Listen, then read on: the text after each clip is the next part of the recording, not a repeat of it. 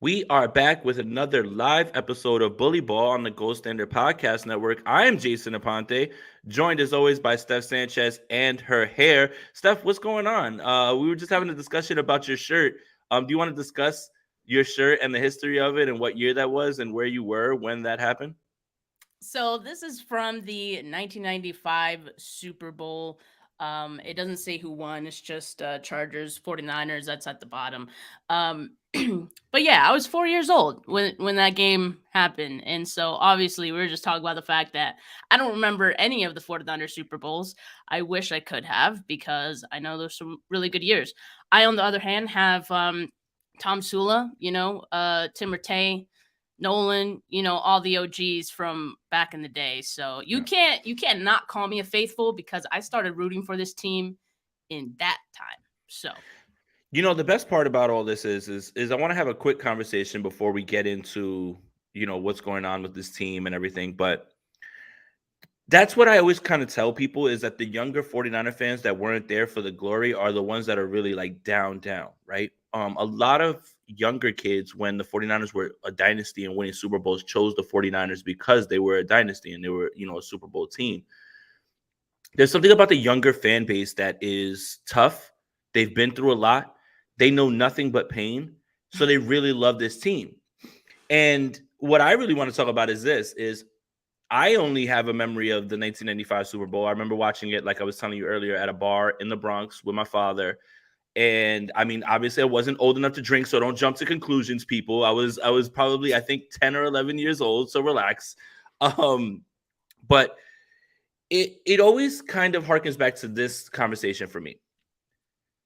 Super Bowls that happened before I was alive are things that I'm super happy that my franchise has accomplished, but I don't count and I don't have emotional ties to, right? For example, the New York Yankees have 27 World Series. They have 5. I wasn't alive in 1923. I don't care. I do not care. I don't care what Babe Ruth did. I don't care what Mickey Mantle did.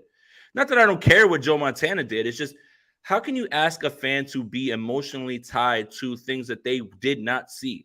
So when you ask a younger fan, hey, what's your favorite 49er moment? And they say Cap running over the Packers or, this and this game that doesn't result in a Super Bowl, how can you knock them for that and then say, well, why wouldn't you say Dwight Clark? Well, that was 1981. I wasn't alive. Why would I say that? So I wanted to ask you about that stuff. It's like you can have a respect for what your franchise has done, but you're not emotionally tied to things that happened before you were alive. Like, again, I don't care that Babe Ruth hit 60 home runs. I don't care that Joe DiMaggio had a 56-game hitting streak. I don't care that Roger Maris hit 61 home runs. You know why? I wasn't alive. So I don't count those championships in my mind. I mean, I still count them, and not everyone's gonna have an emotional attachment to it, like you said. I mean, I think watching the catch, like I get chills, right? Like I can Right. feel that. But yeah, I mean, it's just hard when people talk about the nostalgia of that time, that era, and you weren't there. Like, yes, I was alive, but I was 4 years old. I was three, too. So yeah, I lack that, and that I wish I had that. So I'm hoping that this regime, this team, can get there at some point in my lifetime. Mm. I would like to see a Super Bowl. Well, and the thing is I'm a historian of anything. Well, anything that I like, right? Comics, hip hop, football, baseball, right? Like I understand, I do the history, but at the same time, man, I'm not emotionally tied to them. But anyway, that was a nice little intro. Hey, guys, make sure you like this video, subscribe to the channel, hit that notification bell for when we all go live, and make sure that you find the Gold Standard Podcast Network wherever you get your audio podcast stuff. There was an actual football game this week. And I sent out a tweet, and I'm going to reiterate it on here just in case you didn't see it. The 49ers may have been in preseason mode, but 49ers Twitter is in peak midseason. Like they're a well-oiled machine right now. I mean, the outright panic, the overreacting to certain things. It's a sight to see, Steph. That's the best way I can put it. What were your thoughts about this game? And then I'll piggyback off of whatever it is that you think. Well, first, I want to say that my dad sent me that tweet that you tweeted. He doesn't even have Twitter, so Oh, I thought wow. that How did was he find pretty. it? I don't even know, but I was like, hey, That's electric. that's my co-host right there. That's electric. Look at that, man. That makes me feel so much better. But it's so true. I mean, the panic, all of that, the overreactions that has already started. It's great to be back. It's great to be back. We're all the Look, way back. overall, I know we're going to get to some of these players and what we thought about their performance. Overall, it's a performance you want to forget, right? But at the same time, it is preseason, so you always take that into account. I also heard, and I know Greg Papa said this too, that the Raiders game planned for this game, and that does make me feel better if that were the case, because it did kind of look like they had a plan going into this game, and they executed it.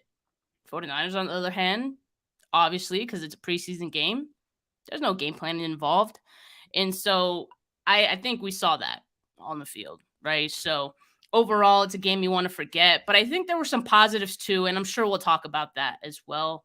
But much more negatives, I think.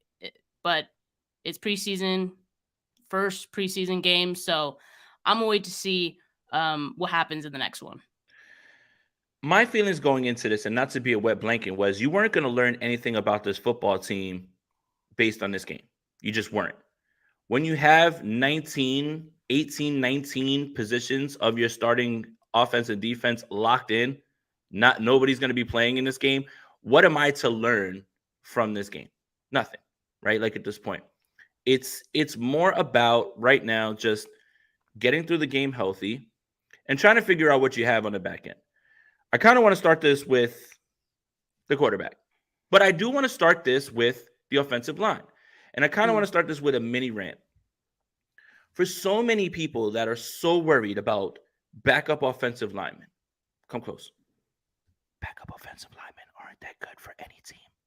Nobody has good backup offensive linemen. That's why they're backups. And for you to say, well, God forbid, if these guys get hurt, are you planning on all 5 offensive linemen to be injured at the same time? Jay, I want to interrupt your rant because I literally tweeted that. I was like, if the 49ers have to play their entire second unit on the offensive line, they're in big trouble. That was the joke. That would literally never happen. It would literally everyone in the comments was like, that's true for every team. Congratulations, you missed the joke. So go on. The Kansas City Chiefs literally had to play all 5 of their backups in the Super Bowl and lost. That's like a 1 in a million chance. Now, let's say, for instance, one of these 5 starters misses a game and you have to play one of them. Guess what? That one will be playing with 4 other starters, and Kyle Shanahan will be able to game plan around that and not leave that player on an island and play to their strengths. Guys, come on. Come on. Please, let's use our rationale. So the offensive line doesn't play well because they're backups. Nick Sakel gets pushed around. Jason Poe, for whatever reason everybody wants to see, he might be too little. He might be too little. It's very possible. He's too little to play. But this all kind of ties a little bit into Trey Lance, because I do think that while you can't just say it was all the offensive line, you can't just say it was all Trey either. I think the answer is somewhere in the middle in terms of his performance. Sure, in the first drive, it felt like that first actual sack was all about the offensive line. They literally crowded him. He couldn't even step back, and he got held into a sack. The second part felt like, hey, you had a throw. You've got to rip it right there in that moment. But the idea that this performance, which, you see the stats up here, 10 of 15, 112 yards, touchdown. If you didn't watch the game, you would say, man, Trey Lance was zipping it. Trey Lance was probably crushing it. Well, that's why stats don't tell the story. Watch the film. Watch the game. So when I went back and I watched the All-22, which, God bless us, we have already, I saw some good. I saw some bad. I saw some things that he needs to clear up because, hey, guys, come even closer. He's only played 5 games. It hasn't played in how long? I look at, I'm by myself. I look at the good, the bad, and I look at it like, hey, no, because I think Rob thought I was going to go crazy with the rant. I look at some of the good, I look at some of the bad, and some of that has to be contextualized with how little he's played, how long he's been out. And unfortunately, the good And Double B Studio says, I blame Kyle more, got out coached. I got something to say about that as well, too, but I'll let Steph go and then we'll get to that. So leave this one up, Rob. There is things that he needs to improve on. Unfortunately, he needs reps, and I don't think that this team can give him the reps and development that he deserves, which is unfortunate. We literally just woke up this morning to the Indianapolis Colts saying, we're starting Anthony Richardson. The Carolina Panthers said, we're starting Bryce Young. 3 years ago, Justin Fields could start with the Bears. All of these teams don't have Super Bowl aspirations. So the development process can happen for these young men. It just happens to be unfortunate, the circumstances. What do you think, Steph? Yeah, I agree. I mean, watching the game live, it was definitely a lot worse than it was watching it back a second time. I do agree with that. And, the offensive line and the quarterback, that's a two-way street. And sacks are a two-way street. I think, again, you could have blamed some on the offensive line. You could have probably blamed a couple on Trey Lance.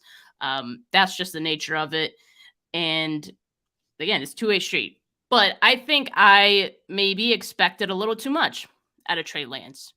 And maybe it was unfair of me to expect a better performance out of Lance, just based on what you mentioned. He doesn't have a lot of experience under his belt. He is also coming off an injury.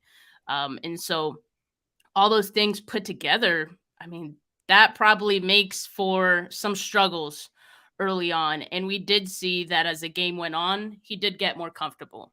That being said, there's a lot of things that I see with Lance that I don't know if he's going to be able to turn around in such short amount of time.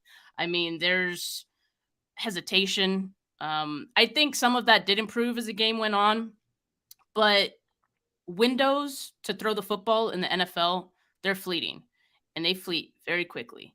So that split second thought of, should I make this throw? Window's already closed. So I think we saw that early in the game with Lance. And, I was actually surprised that Kyle Shanahan wasn't as critical as I thought he would be on Very good sign. Lance. That's a good sign.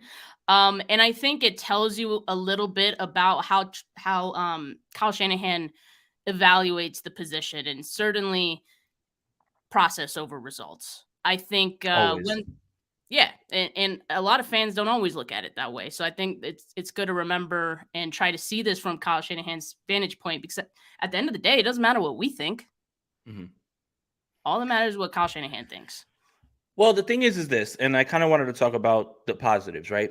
The off-schedule stuff, right? Like the little jump throw, right? That might not look like anything, but that was really nice. That's something that you really want to see. But then there were the two throws to Conley from the pocket that he absolutely ripped, that I posted on Twitter from All-22. Like it's a beautiful thing to watch him just rip it. And another positive is, as the game went on, he got more comfortable when the line finally settled down, and Kyle started to get into his bag and give him the easy throws and everything as well too. But I wanted to point something out, because I've seen a lot of Kyle didn't do him any favors with his play calling early on. I would like to present this perspective. When you're in training camp, there's no way to simulate game situations, because anybody who's ever been there, when someone gets beat off the offensive line and they're getting a sack, they just touch Lance on the small of his back, and that signifies sack. But the play goes on, and he's allowed to roll out and still complete the pass. What Kyle Shanahan was doing was asking Trey Lance to work on the things that he needed to be more consistent on in a game situation where guys are trying to attack you. So there's no way to simulate that in practice. The only way to simulate that is against guys who are fighting for their 53-man lives on the other side and are trying to make a name for themselves. He wants you to get to the line. He wants you to be able to diagnose. Okay, what are you looking at? Are they disguising anything, right? Your defense in front of you, that is your team, you've seen it. You understand those things. So this is the thing about practice. When we talk about like, wow, this is what he did in practice, it's like it should be with a bit of grain of salt. And the reason that Brock Purdy is the quarterback one is because he's done things in game situations that it doesn't matter what he's done in practice. So Kyle Shanahan, in my opinion, was asking Trey Lance to operate the way that he wants him to operate and improve on the things he needs to improve on in a game situation. It's not going to look pretty, but that's why it always needs improvement. And for the people that are saying, oh my God, the excuses, the guys never played. What excuses? Like I think we have this idea in our head that Trey Lance has been in the league 3 years, whatever it is, that he's played 3 years in the league. This is actually the exact opposite of Sam Darnold in the entire, like Sam Darnold's played 3 years. Trey Lance has been on the team for 3 years. That doesn't mean he's played for 3 years. So what excuses? What excuses exactly? I don't see this as an excuse more than it is a reason for what you're seeing. You're watching a young man taking his first few snaps. You're watching a young man go through all the motions. You're watching a young man who has not played football in a very long time. I just don't understand it. So I guess this is where we should go. Debunking the national narrative around Trey Lance's debut, Steph. Dan Orlovsky gets on TV and he says, he cannot play at all in Kyle Shanahan's offense. I've seen enough. You've seen enough on what? What have you seen enough on? Who's seen enough? What is enough? 5 games? 6 games? That's enough? So now you know. But yet, there's quarterbacks who struggle and struggle and struggle and struggle, and you're just like, yeah, you know, maybe he could be. I think he can be. But Steph, why is it everyone is so quick to rush to bury this young man after just 5-6 games and after this one game after he's been out for so long? It is mind-boggling, Steph.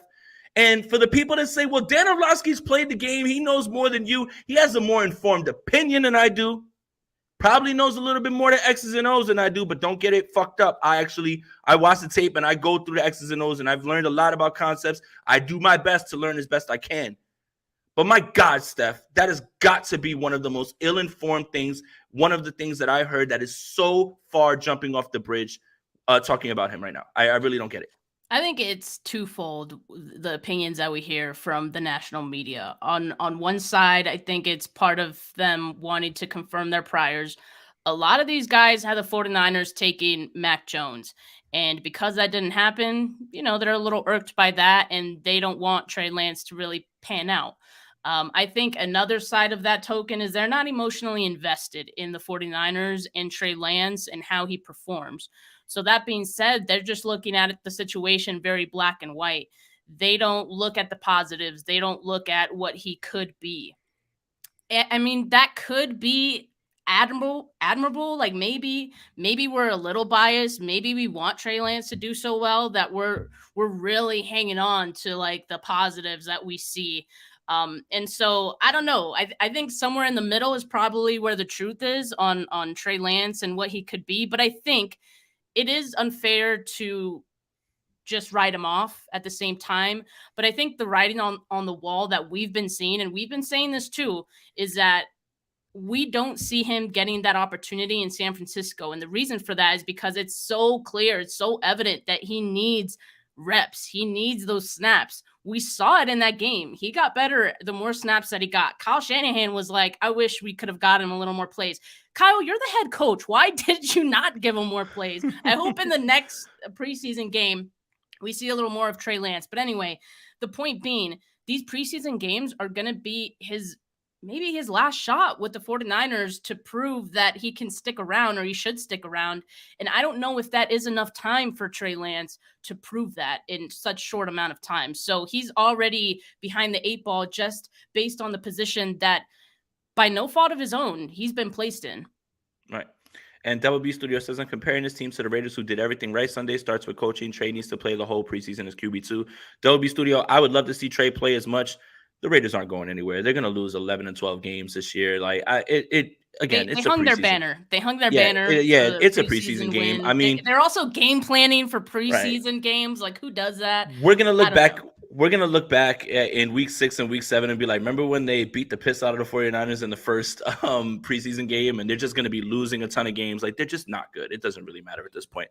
I mean, even their announcers, because I watched the Raiders broadcast, by the way, yell at me all you want. Not a fan of the 49ers broadcast team. So I watched the Raiders broadcast actually, and Rich Gannon and Matt Millen, they were actually pretty good, but they also had it messed up. Well, these are the guys you're going to see on Sunday. I was like, really? Max Crosby, all these guys, none of them are playing. Like, what? Like, are you guys like at all watching, knowing what you're watching? But for Trey Lance, he needs reps. This team can't give him reps.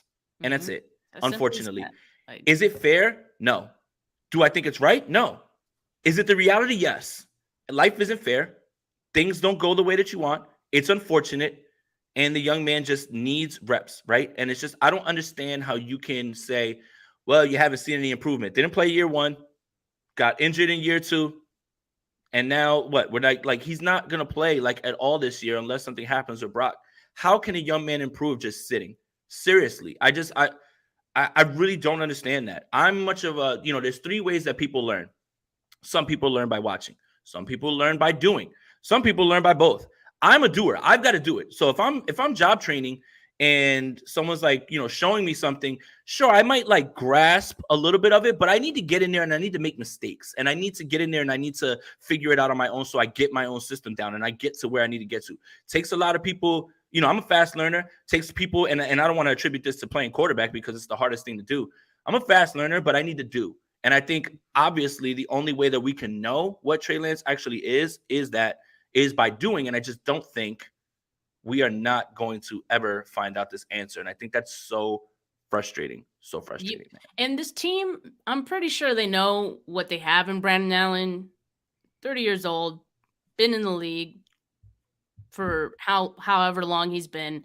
You know what you have in him. He knows how to play the position. Why is he getting reps? Like Sam Darnold, same thing. Like he has a ton of reps under his belt. Actually, I was talking with Jordan about this yesterday. He has about the same sample size as Jimmy Garoppolo, who is a 10-year player. Like that's kind of crazy to think about. But the point is, I mean, Trey Lance needs a rep, so why not give them to him? Yeah. I mean, I don't know. Hopefully in these next two preseason games, we see a little more of Lance. I would like to see him have as much of a sample size as we saw from Aiden O'Connell. I mean, look at how much time he had. Yeah, but they were game planning. They installed a whole game plan. I want to go to this question from Ro. If you could pull that up. Do you think Purdy would have played better than Lance with that same lineup? Lance played with Jason. The whole offense was horrendous outside of Bell. Do I think he would have played better? It's possible. Would I have bet on it? I'm not sure. I think we know that Brock Purdy is a superior processor at this point in his career. Doesn't mean that necessarily would be the case if they had the same amount of college reps and then into what they were doing with the offense one. Like I'd still like to see Trey Lance with the number one offense, being able to dump the ball down to Christian McCaffrey, being able to have Trent Williams blocking his blind side. Like that would be really cool. But I don't know if I can really say that, definitively. I think what you saw is obviously Purdy is a lot better at processing. I don't think that's really hard to say. I think he's a little bit better at diagnosing, but it is true that all these things around him weren't exactly ideal, but that's the idea, right? Is it's never going to be ideal. People are going to create pressure. You only have a certain amount of moments to get the ball out. And when you see it, you've got to rip it. You've got to rip it as fast as you can, especially when your offensive line is not blocking well. Kyle in the beginning was calling things that were right there for him. Trey would look at it and miss it. And he just would hold on to the ball a little too long. And that's something that we've kind of seen. It's like, okay, you're not as comfortable just ripping it right there. Maybe Purdy would, maybe he wouldn't, but I would probably put my money on Purdy playing at least a little bit better during certain situations than Lance did, just because he just progressed a little bit further. It doesn't mean that I think that Trey is bad or anything like that. What do you think, Steph? I think I agree with this just because we've seen that Brock Purdy can get the ball out quickly. He plays very instinctually, and there doesn't seem to be any hesitation within his game. Also, I think as of right now, looking at both Lance and Purdy, I would say Purdy has better pocket awareness and he can escape the pocket a little bit smoother than I've seen from Lance so far. But I think at the end of the day, going back to like process over results and how Kyle Shanahan probably views and evaluates these guys, I think one of the reasons why we see Kyle Shanahan like Brock Purdy so much is because he makes those split-second decisions. He lets it rip. He takes those risks. And I think that's why we're probably seeing a lot of interceptions from Brock Purdy in practice as well, because he takes those risks. And I do want to go back to one of the quotes that Kyle Shanahan had from yesterday talking about Sunday's game. And this was him talking about the interception or near interception play that ended up being the touchdown. He said, quote, "I kind of like seeing him trying to make that play regardless of the result. And obviously we got a little bit lucky. It ended up being a good result. And I wouldn't have been happy if it was a pick, but I can understand what he saw rolling out to the left." And then He went on to say, those are things I want to see more of them, not picks and bad decisions, but just playing a little bit faster, a little more aggressive. So to that point, Kyle just needs to see the process. He needs to know that you see the guy open and you let it rip and then you live with the results, but at least he knows what you're thinking. And so I think for Kyle, that's what he needs to see, but he can't see something that you're not doing. So I think that's been the issue with Lance so far, and he needs to be more aggressive. That's one thing we've been hearing about him for the last couple of years now. And so I think he really needs to take that feedback, and hopefully in the next preseason game, he can let it rip a little more often. Kyle, I love you, buddy, but I'm going to have to disagree with you on this one. I think that was your perfect example of process and results and why the process was bad and the result can blind you from that. I think that was a throw that needed to be either thrown somewhere else or not put in that position, because if you watch the tape, Conley's running into another defender, right? Like, so do you not see him on the backside and you get rid of it? You throw that ball, but for all intents and purposes should have been intercepted, and it ends up being a touchdown. If you're looking at the play itself, if you're looking at the result, whoa, he threw a touchdown pass to Ross Dwelly. Let's say you didn't watch the game. I don't like that throw at all. I really don't. Going to your left, like sliding and then just trying to come back over the middle like that when you've got guys who are watching your eyes and everything. And, that's another thing that Trey was kind of doing. I mean, when he sees the first read and it's open, he can rip it, and he can get it there. But that's the thing, is everybody sees where you're looking.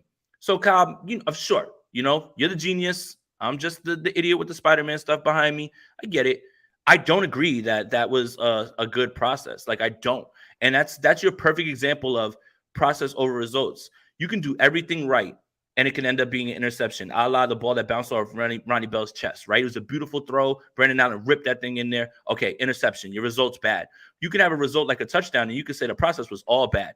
I just think, again, we have to all start watching the games a lot to understand exactly what's going on. I understand not everybody's going to want to know X's and O's. What's the concept? What's the progression? What's the read? I understand all that. You don't have to, but I think you can see anybody who has any sort of baseline football knowledge. You can say at times that wasn't exactly what he should have been doing there. That didn't look good. And like you said, not only do the lanes close when you have pass rushes, the lanes close even faster when you have secondary members out there. So, I mean, Kyle may have liked the process. I'm glad to hear that he didn't rip him, because I was just waiting for Kyle to just go crazy in the press conference on him. But to hear that he has said some nice things about him. So, yeah, I just, look, for me, the kid just needs to play. That's all. I don't want to hear about excuses. How can you make excuses for a kid who's never played? I don't understand. Nobody learns by sitting. Nobody. I've never seen it happen, right? We're going to find out what Jordan Love is this year, but that he didn't learn from sitting, right? Like, he's just now finally getting to get the reins of the team, and we're going to find out. I just find it funny that people are like, oh, he's been with the team this long. He's played less games than like Kyle Juszczyk at quarterback at this point, right? Like, I don't get it, man, at this point. So Ink Talk TV says, I think that game was more of who makes the 53, 100%. Do you think that Kyle is protecting Purdy from national criticism, and that's why he didn't play? What do you think, Steph?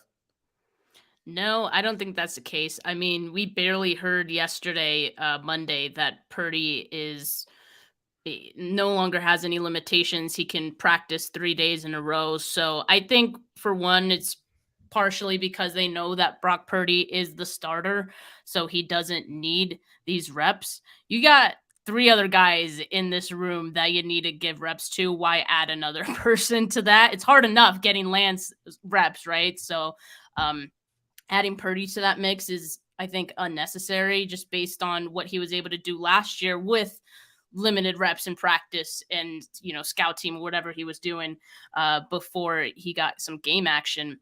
So I think they think that Purdy's going to be all right. And I don't think they think that there would be any national criticism on Brock Purdy. I think they believe in what he can do. And I know there's a lot of talk about the Purdy interceptions in practice. If it makes you guys feel any better, he was doing the same thing in last year's camp. I mean, I think he just tries things he probably. Oh, wait a minute. Hold on, Steph. We've mentioned that so many times. Like, I didn't think Purdy was a good. I was told Purdy was tearing it up at training camp. I was told Purdy was making it so hard last year for everybody to keep him off the team. He obviously looked like the guy. They knew what they had. Shut up. He did not. He didn't look good. He didn't look No, good, but he would barely get so I 1 or bring 2 this or up 3 all the reps. time, though. I bring this up all the time, though, because I think it's a perfect example, again, of process over results because, or like clearly the 49ers evaluate the quarterback position differently than we do because me and Jay were over here like, man, this Purdy guy sucks, man. Like, Dude, he threw the first throwing interception of camp. interceptions. He threw the first He interception of camp. He was. threw a deep ball that died halfway there, and someone intercepted. Like, I'm just. He was. But look what he did in games. So, But that's like, the thing. people call him Practice a in gamer. games. People call him a gamer, and it's true. He's not a great practice quarterback. So I think you don't really need to see him in these preseason games. And I think the 49ers trust that he'll be fine in week 1. That's going to be a tough game in week 1. I would like to see him get some run, before then. So we'll see if he does get, at least a series, maybe in the second preseason. Who knows? I don't know what their thinking is with Purdy right now. But no, I don't think they were trying to save him any criticism. No, I think it was all part of the plan because he got cleared. Now he can throw every single day. Not really too worried about it. But look, I mean, to kind of push back on, I don't know who would say that Brock Purdy was good last preseason, last training camp. There would be days where he would get 1 or 2 or 3 reps. That's it. That is it. And they would literally get Trey right back on the field because who needed the reps? The starting quarterback. And for all the people that were like, oh, they knew what they had with Brock Purdy. Yeah. Then why bring back Jimmy? You could have just kept Purdy and just kept Lance if you felt so happy for him, or you were just like, oh, we're so happy. What happened? I don't think they knew they had all that with Brock Purdy. But that's potential, but I don't think they knew he was going to. That's what people tell me all the time. Well, in training camp, he tore it up. Really? Were you there? No, because I was there and he didn't. He just did not. He was not great. So that's my thing. It's like, oh, they always knew what they had, or they knew he was a guy. How did they know he was a guy when the guy wasn't even playing well in those games? Now, what Purdy did is he played well in the preseason. He made throws in Minnesota. He made throws in the Texans game, which made it very hard for them to get rid of him. And that's the part, right? We're literally going back to practice. How do you weigh practices? How do you weigh games? The reason that Brock Purdy deserves to be the quarterback 1 going into the season is because what he has done in games. Mm-hmm. But the idea that he was just lighting it up all training camp, I want to stomp that out. I want to stomp that out right now. Chris Bean, he didn't beat out Nate Sudfeld. Nate Sudfeld took way more reps than him. And when they brought back Jimmy Garoppolo, Nate Sudfeld was somebody that they were able to let go, and they just put Brock Purdy on the practice squad. Yeah, that was more of a roster like Sudfeld had consecutive days where he was miles ahead of Brock Purdy, miles ahead of him. It wasn't that they beat him out. When Jimmy Garoppolo signs and he's your backup, Jimmy Garoppolo's not going on a practice squad. He goes as the number 2, and then Brock Purdy goes on a practice squad. They cut. We like Brock, by the way. I don't want to make it seem like we think Brock is terrible. They cut a fully paid Nate Sudfeld. Not a great practice quarterback. They cut a fully paid Nate Sudfeld and kept Purdy because they didn't want to risk him clearing waivers. No, they signed Jimmy Garoppolo, and Nate Sudfeld was easy to cut because it was only $1 million or whatever, $2 million, same thing. And then you keep Purdy on the practice squad because you wanted to hold on to him. Brock Purdy did not outperform Nate Sudfeld last year. Circumstances changed when Jimmy Garoppolo showed back. That's it. When Jimmy Garoppolo showed back up, it made Nate Sudfeld absolutely expendable. Do not get it twisted if you believe that Brock Purdy outplayed Nate Sudfeld, because he didn't. Some of the better throws, even including Trey Lance from training camp last year, were from Nate Sudfeld. Okay. Steph, let's talk about this game a little bit more. Let's talk positives. Can I ask you a question? Sure. Are there positives? No. What did you think about Ambry Thomas? Ambry Thomas is a positive. Thank you for starting there, because that's exactly where I wanted to go with this. Look, I feel kind of bad because we kind of think about like Ambry Thomas as an afterthought, and we think about him as somebody who probably wasn't going to make this team. But God, you've got to give the kid credit, man. The same thing that I say about Trey Lance is the same thing that every person that's on here that's trying to fight for a 53-man roster is. Anytime you step on the field, whether it's practice or preseason, you've got to take your opportunity and seize it. And Ambry Thomas did that. And I'm very shocked at that. And it was in coverage. He also helped Kerry Hyder stop that 4th down. Whether he becomes a part of the rotation or becomes the number 3 corner, I'm impressed with him getting off the mat, like the literal mat. Like, no one believed that he was going to make this team. And it's just, I'm shocked that this young man played as fast as he did, and it was really nice to see. And this is coming from somebody who hasn't really had many nice things to say about Ambry Thomas. That was really my biggest positive. But besides him and Ronnie Bell, I mean, it would probably be Ambry Thomas, man, because of the situation surrounding him. What do you think? Yeah, I think so too. And I think it was last week that I spoke about it, right? And Ambry Thomas and how Matt Mayoko interviewed him and how I felt like, hey, maybe he might turn a corner. And I do think the 49ers still believe in him. And so I think there's still room for him to make this roster. And based on how he played yesterday, I think he has a very good chance of doing that. And yeah, it was in coverage and it was in run support as well. So he was kind of contributing in a lot of different ways. And I think that's exactly what you want to see out of someone. He has the talent.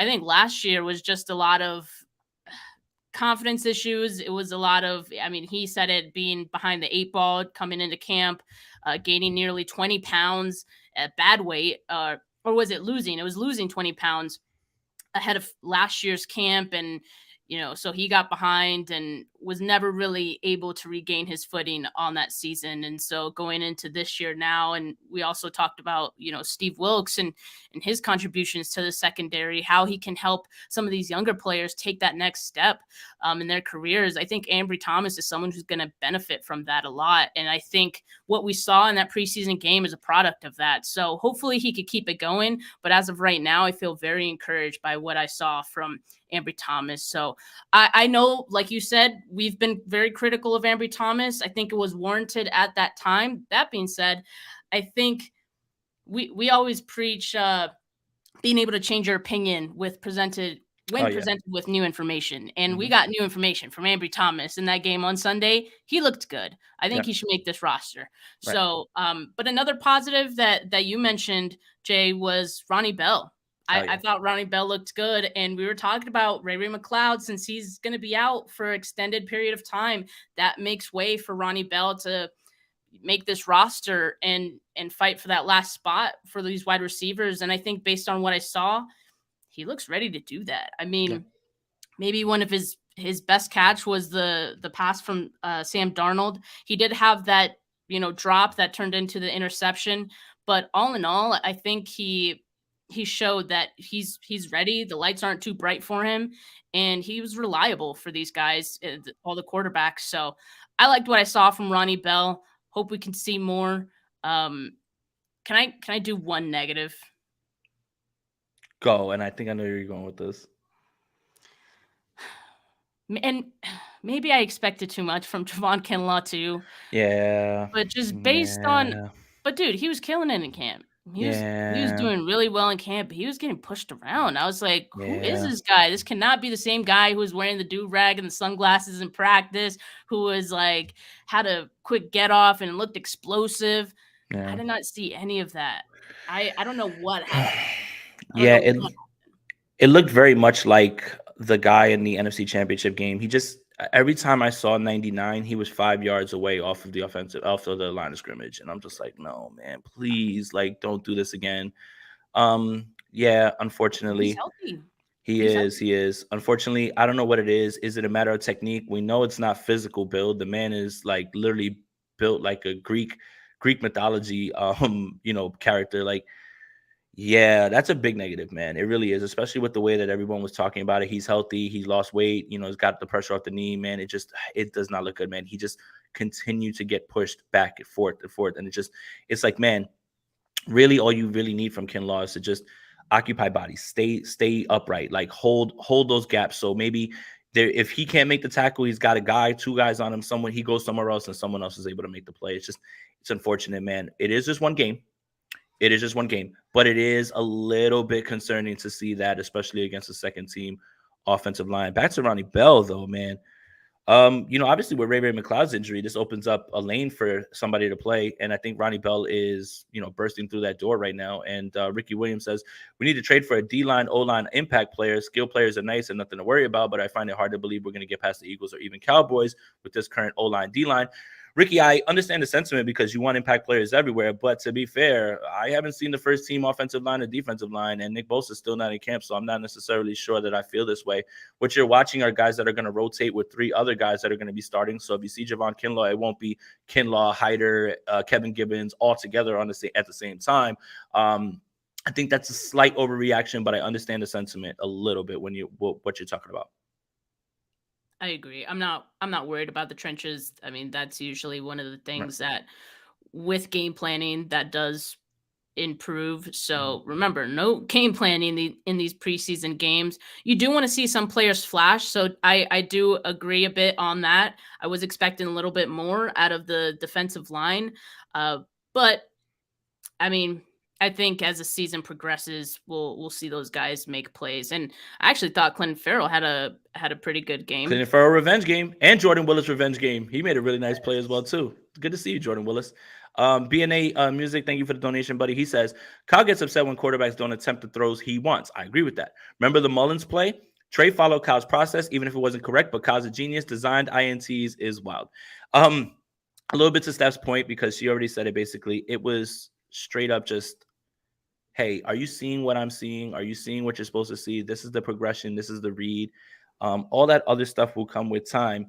The mental aspect is the stuff that you really are worried about. Again, it's going to be process over results, but I understand the sentiment, and I do agree with the top part. Kyle gets upset when quarterbacks don't attempt the throws he wants.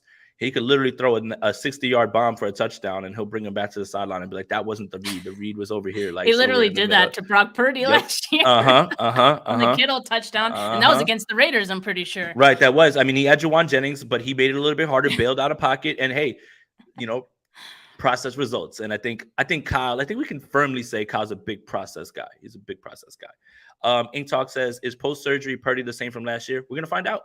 Yeah, we don't know yet. We're going to find out. We're going to find out. We are going to find out. I would suspect that these next 2 games, you're going to see a lot more Purdy. I wouldn't overreact to anything that you see in preseason. There's guys that rip it in preseason, can't do anything when the lights come on. You just want to see him get out there, make some throws. More importantly, I think the biggest positive from this game, everybody basically got out healthy. And that's the part that you always worry about. But I guess we should talk negatives. And I don't want to be negative, but there are some negatives. So generally, when you talk about starters playing, well, none of the starters played, but it kind of felt like Isaiah Oliver was a presumed starter, Steph, and he's out there with the second string guys. And also, he was out there wild too. Yeah, and also, you could look at it 2 ways. You could say, oh, wow, they have confidence in him, but if you're the starter, why do they want you out there? Is it a little bit concerning that Isaiah Oliver wasn't in the same zip code as some of these receivers when they were catching passes?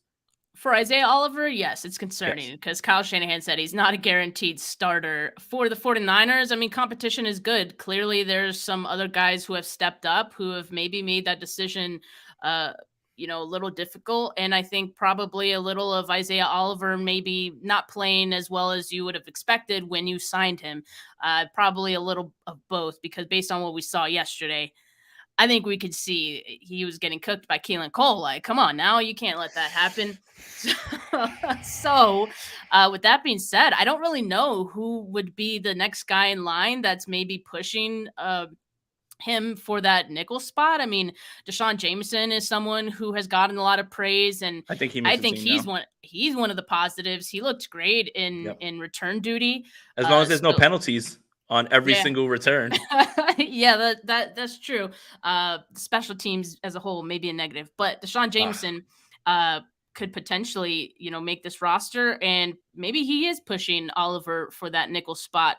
Also, I mean, Samuel Womack has played there in the past. I know he was playing on the outside on Sunday, so I don't know if he's the guy that they're thinking of. AJ Parker was playing at the nickel as well, and he made a few plays. So who knows? I think it's still up for interpretation who that guy is and who's pushing Isaiah Oliver. But I think Oliver is leaving some to be desired right now, and I think that's what it is.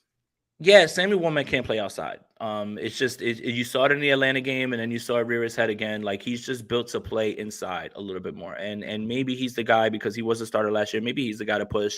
Again, you don't want to overreact too much, but the signs kind of tell you, right? Like, when you're looking at teams' plans, if you're saying all your starters are not going to be there, then why is Isaiah Oliver out there? Do you want him to just get reps, or because he played all of last year? Remember, his one interception was against the 49ers and Jimmy Garoppolo. And Kyle Shanahan said about Oliver, he isn't a guaranteed starter. He's been doing that spot a lot, but there's a lot of competition there. So I think that, again, it was kind of strange to see him out there a little bit. So other negatives, the defensive line, again, was getting pushed around. It wasn't just Javon Kinlaw. Kevin Gibbons was getting pushed around. Kerry Hyder had a very nice play. That was good as well, too. We might as well get to it, and we might as well not bury the lead. I'll let you take this first, Jake Moody. Oh, you're going to let me take this first? I'm going to let you take it first. Because you're going to cook. No, I'm not. I'm not, actually. I'm going to disappoint. I'm going to disappoint a lot of people today. He says that, and then he's going to yell, go on a 5-minute rant talking about Moody. I am not. You'll see. Right. I guarantee it.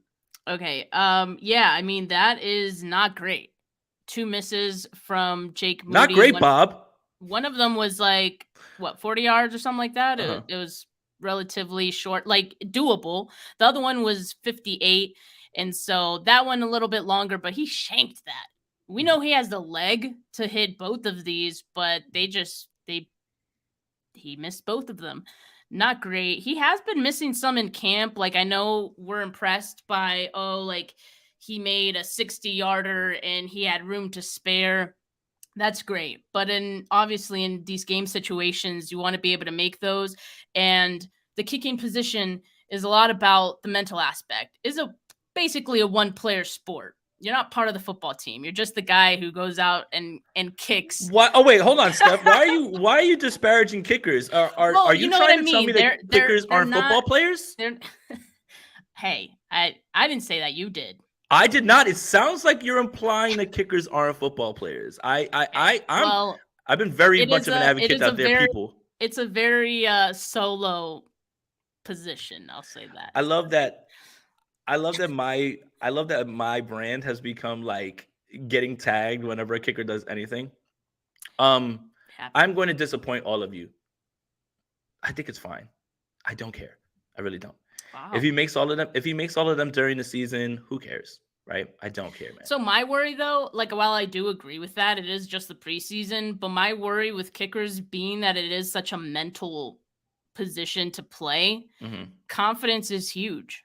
Yeah. And if you miss, and he missed 2 in a row, and he said he wanted a third one to just kind of shake off the previous 2 and hope he would have made a third one. That's what you want to hear? He didn't get that opportunity. So now the last memory he has of him kicking in a game are 2 misses. And that he's going to live with that for a week and see how he does in the next preseason game. Hopefully he hits those and he could shake it off. But this is where the mental aspect of that position comes into play, and it's a huge deal. So hopefully it's not something that can snowball and go into the regular season. But yeah, I mean, in a vacuum, it's not a big deal, but bigger picture, it might be. So I want to see how he does in the second preseason game. I'm not too worried about it, man. One thing about me is that's just a preseason game. But you must be out of your mind if you think I'm not going to get these jokes off. That's the one thing that, if you think I am not going to get these jokes off and lean into this, you earned it. You earned it. Yeah, okay? Come on, man. Come on, man. No, look, he'll be fine. He'll be fine. I think the kid's got the mental makeup. It's almost like a basketball shooter, right? When you're shooting, you get a layup to go through. If he hits a 30-yarder, he'll be fine. I'm not too worried. I really genuinely am not worried about it. That was the least of my worries. But if you must be out of your mind if you think I'm not going to get these jokes off, if you don't think that I'm going to cook. I mean, I'm just going to go right to my next joke. I don't know, man. I think when you draft somebody, he's got to sit behind a guy named number 10. And I think Zane Gonzalez should start this year while Jake Moody, is trying to figure it out, because you need to see improvements in year 2. The only way for Jake Moody to improve is not to kick, it's to sit. Did I do this right? Am I doing it right? You want to see improvement in year 2 when someone sits and doesn't do anything? Yeah, and for the people that are confused, Ronnie Bell wears 10, Zane Gonzalez wears 10, Brandon Allen wears 4, Jake Moody wears 4. I think the way for Jake Moody to be a successful franchise kicker, which is also still the dumbest thing I've ever heard in my life, is for him to sit behind number 10 for a year so he can learn behind a veteran. I think that's the 49ers way. So I saw some comments in here about Nick Bosa. Nick Bosa is going to be signed. I wouldn't worry about that too much. That's another one of my. I saw someone trying to trade Nick Bosa in the comments. No. What are we doing? What are we doing here? No. One more negative. Uh-oh. Cam Latu. Look, we've heard all training camp about the drops. Heard all about the drops. And David Lombardi posted Trey Lance's warm-ups from the press box. And Ronnie Bell goes out for a route, catches it. Ross Dwelly goes out, catches it. He throws one to Cam Latu over the middle. No one's there. It's air. He dropped it. I didn't And even see that, dude. yes. And I'm just like, oh no, it is in his head. It's absolutely Yes. in his mind. It's Yeah. absolutely in his mind. He makes the catch in the game. He's not protecting the ball. The ball is out. This is all in his head right now. And to your point about confidence, the Cam Latu thing is very concerning. And with the draft capital that you've invested, can you make a move like put him on the practice squad? I'm sure someone will try to snatch him up, and you can't cut him. So that means that Cam Latu might make this roster, and a really good football player is not going to make this team. So that's what my issue has been. It's not that I've given up on Cameron Latu. I know that when they drafted him, they probably had, long-term aspirations for him. But based on what he's shown right now, it would not sit right with me if he made this roster and someone else, maybe even Braden Willis, doesn't make the 53. Like, how is that fair? Just based on where you were drafted. I get it. I said that. A lot of people were like, so is the same true about Trey Lance? It's a different topic. It's okay? not the same different thing. topic. Different topic. Not the same thing. But, the point is, yeah, it doesn't sit right with me. And I don't know what you do if you're the 49ers. I would be tempted, I know teams do this. I would be tempted to not fake an injury, but hey, he needs to go on IR. He has a hanging nail. Well, I think what we're going to hear is Latu sustained an injury at the end of the third game, and boom, he's on IR. And someone asked too, I think in one of the donations, is Ambry going to make the team over Darrell Luter? I think they're going to try to sneak Darrell Luter on IR the entire time, as well too, to get him through this year. So there is a lane for that. But yeah, I would not be shocked if you hear Kyle Shanahan say, yeah, Latu had an injury at the end. And, I would be fine with that. I'd be fine with that. Yeah. And Braden Willis, taking someone's spot. Braden Willis has been catching passes and doing things on special teams. Mm-hmm. And you would have thought he was the third round pick. So I'm sorry. Look, that pick always fell. Yeah, exactly. Adductor injury incoming. That always felt like it was backwards. Wouldn't Braden Willis be the one that might have been taken a little bit higher? Latu always felt like it was just like the end of the draft. Yeah. That was my issue with the pick. Yeah. It's not that I have anything against Latu, but based on where each of those guys were drafted, just for my mental health, I'm going to continue to pretend that Braden Willis was the third round pick and Latu was the seventh rounder. Yeah, sure. Why not? I mean, hey, look, we love multiverses. Maybe I'll just make it up. We'll just change it out. But look, to put a wrap on this, like I said earlier, there wasn't really too much you were going to learn about this team. The Super Bowl window isn't closed now because, a bunch of depth players got pushed around by a Raiders team that came out and tried to win the Super Bowl. By the way, the Raiders are joint practicing again this week with the Rams. So they're really ramping up right now as well, too. Would have been nice to see Jimmy Garoppolo. I had to get in his name as well, too. What's up, buddy? I see you over there looking good. Came in dressed very well before the game as well, too. But, there wasn't too much you were going to learn about this team other than what is going on the 53, who has a chance to steal a spot, who did you want to see improvement from. But I would feel far worse about this game if, like, Javon Hargrave played and so did Eric Armstead and, Fred and all these guys played and all that stuff was happening. Joint practices are joint practices. It is what it is. I'm not, again, practice doesn't supersede games, but there's no reason to overreact right now, guys. Again, maybe there's concern about certain players, but not concern about this team. I don't see that. I don't understand. Yeah, I mean, I'm on the same boat. I'm not concerned. There's improvements I need to see from some players in this next preseason game. I don't know at what point do we start to see some of the starters in there? Like, will that be in the second preseason game or the third, now that things have kind of shifted? To me, it never made sense that the second game has, like, historically been where you play your starters. Shouldn't it be the third one? Like, because that's the closest to week one. Like, if you're going to ramp up, go with the game that's closest to week one. when I when it thought. was four preseason games, back when I was a young boy, the dress rehearsal was the third game. And then the fourth game was just literally like a bunch of like non-starters, right? Last year, the dress rehearsal was the third game. Like, so it Yeah, depends on what Kyle's thinking. So I think with the way that they've kind of ramped up, training camp felt kind of light. Obviously, nobody played this week. I think you're going to see the third game be the game where you'll see the guys be out there for a half. And that's when you'll be able to gauge a little bit more. Obviously, George Kittle, they said, is not going to be back this week. That's fine. Doesn't matter. Get him to week 1. Don't care. But you're getting a lot of guys back. Dre Greenlaw is going to be back. Orenberg sounds like he's going to be back soon. Who's somebody that everybody's talking about for the third linebacker spot. But I want to get on here and calm people down a little bit, just a little. What you saw wasn't fun. I think we're all starved for football. I think we're all starved to watch this team. We're all starved to talk about this team. We're all starved to talk about actual football games.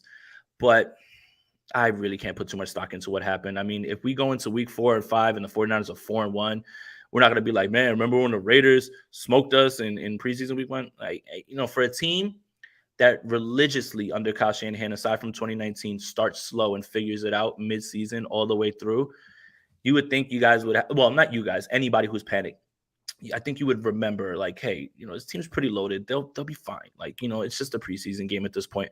But without this preseason game, what would we be talking about? Just the quarterback position and hypotheticals and the things that people say. So, Steph, we're still talking about those. We're still talking about the quarterback, baby. We can't get away from it, baby. All right.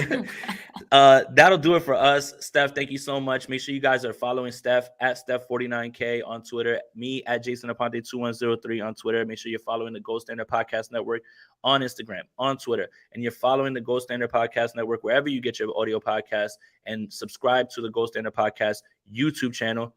Subscribe to Jason Aponte and Steph Sanchez's YouTube channel as well, too. They heard they do pretty good work over there as well, too. So thank you guys for tuning in. For Steph, for Jason, we're out here.